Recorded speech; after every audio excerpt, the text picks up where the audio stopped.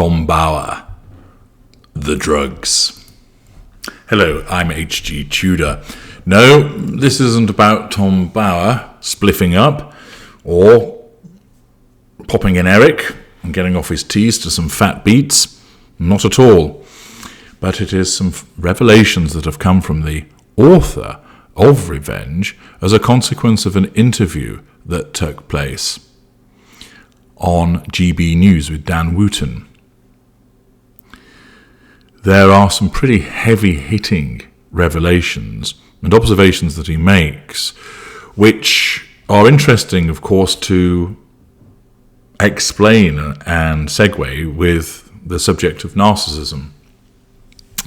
The summary of what took place in this interview cropped up on the St. Harry's Wife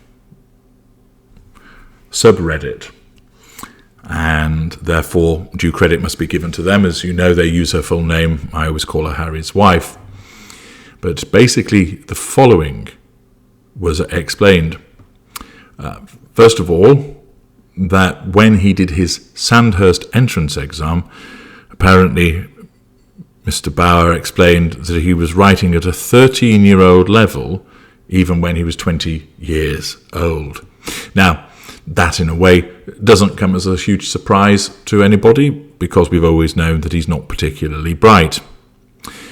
But what it does mean also is this, that it's unlikely that his level of articulation has particularly improved in the last 18 years from when he was 20 to 38.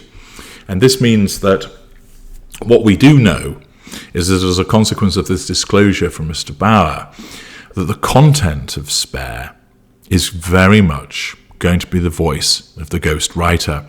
As I've explained already in the sections that I've made reference to, you can tell by the way that it's written, the detailed descriptions, the little anecdotes that are thrown in there. It is fairly well written, some sections of it well written, and Moehringer has done a good job in that respect, but it's not Harry's voice, it's Moehringer's.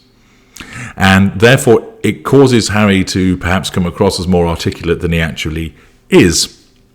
Furthermore, of course, it provides a stylized version which is seen through the lens of looking back, which is not reliable.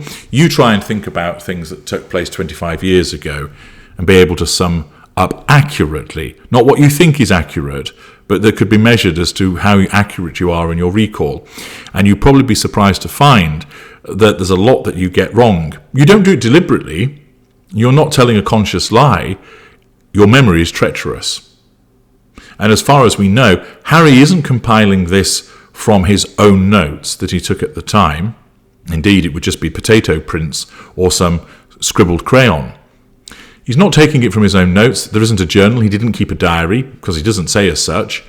He will rely upon what people have told him about those events back then and probably being shown some news articles, etc., to jog his memory. But there isn't a contemporaneous document that he's making reference to. And therefore, first of all, we've got the fact that memory is treacherous. 2, he appears to be somewhat drug-addled. 3, the narrative is being influenced by his wife because she is the one that controls him. And 4, ultimately, it's been written by the ghost writer.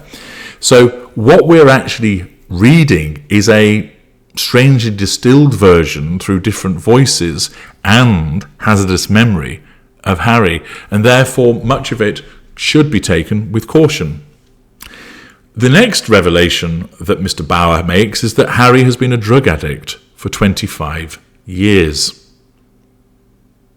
So that means that he started when he was 13 years old. Now, there does appear to be reference to him smoking the reefer from quite early on, but there's a difference between being an occasional user and being described as a drug addict for 25 years. Now, it doesn't make clear how Mr. Bower arrives at this conclusion. Is he suggesting that he has habitually taken drugs and therefore is an addict, which might just be the description he gives it, or is it somebody who takes drugs nearly every day and is reliant upon them and can't do without them, that kind of addict? There are those, of course, that would describe somebody as an addict just because they take drugs, when they're not. They're just an occasional recreational user. The next revelation also is that Tom Bower knows for a fact that Harry smokes weed almost on a daily basis in Monty Shit Show. Now, coupled with the fact that he's in the grip of his wife, coupled with the fact that he experiences emotional thinking, the fact that he's on the reefer every single day, on the basis that what Mr. Bower says there is correct, means that it will heighten his paranoia and will fog his recall, because he's stoned. And therefore this increases not only the unreliability of the information that's being provided by Harry, but it will heighten his paranoia. I'm surprised he's not moving around like a cat on a hot tin roof. 1, his wife feeds him lies to control him. 2, he is suffering from his own emotional thinking that causes him to fail to question what his wife tells him and instructs him. And then he's layering on top of this, toking on the reefer each and every day. Therefore, it's no wonder he can't find his way out of this mess. He is surrounded by a fog, 2 fogs. One, the smoke he exhales from his reefers, and the other, the fog of the control and emotional thinking arising from his relationship with a narcissist. Bower also goes on to state, his mother-in-law, Doria, when she met her father, she was in fact a drug dealer. I said this in my book, so it's legally safe, don't worry. And one of the reasons Thomas and Doria broke up, not only did she have a very, very heavy drug use, she was selling it. And then she disappears for 10 years from Harry's wife's life. Legally, I can't tell you why.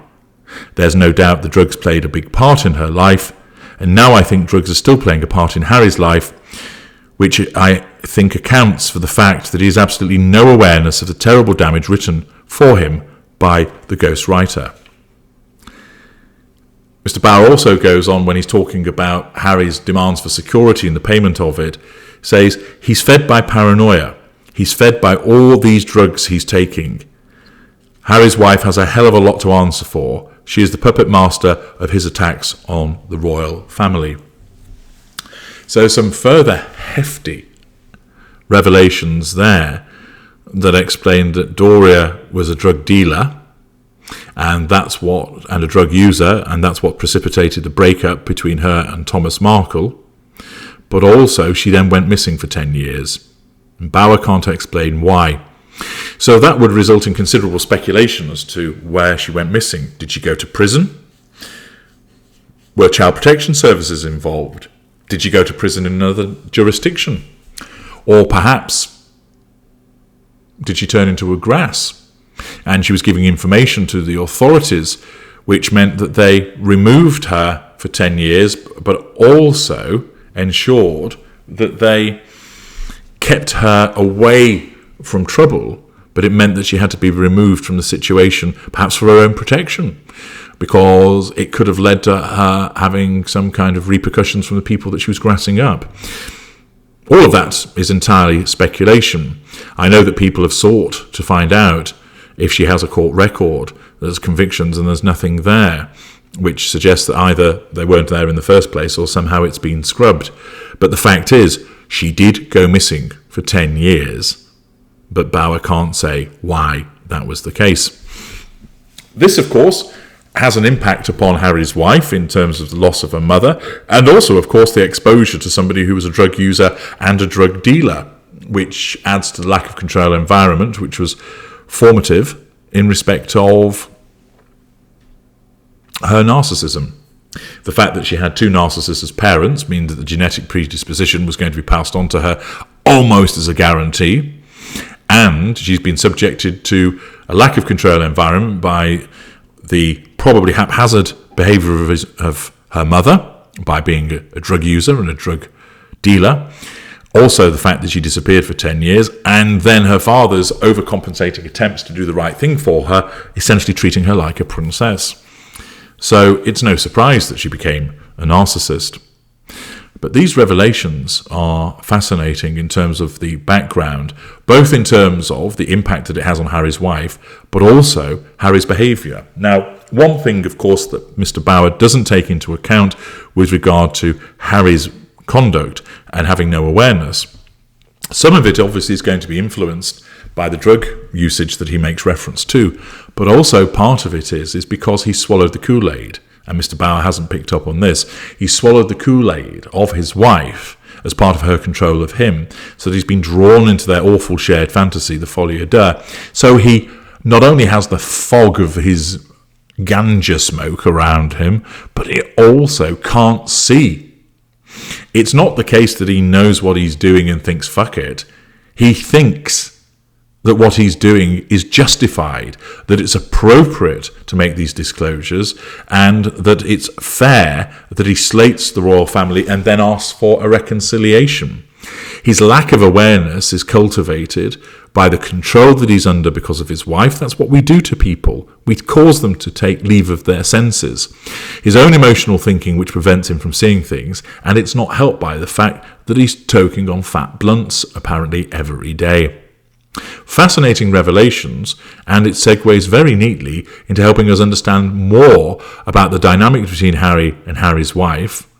Bear in mind also that on the basis that Mr. Bauer says that he's a drug addict and he's taking drugs every single day, smoking marijuana, and who knows what else, where's Harry's wife in all of this? Supposedly she loves her husband. Well, we know that she doesn't, and this is further evidence that she does not, because why is she not stopping him taking drugs? And particularly given the fact that he's around children. Now, there's no suggestion that he's taking the drugs in front of the children, but on the basis that the children exist and he's involved in drug use, I'm sure Child Protection Services will be interested in that. And surely Harry's wife, as a doting mother, would have something to do and say in relation to that. Again, we know that she hasn't because of her narcissism. I'm H.G. Tudor. Thank you for listening.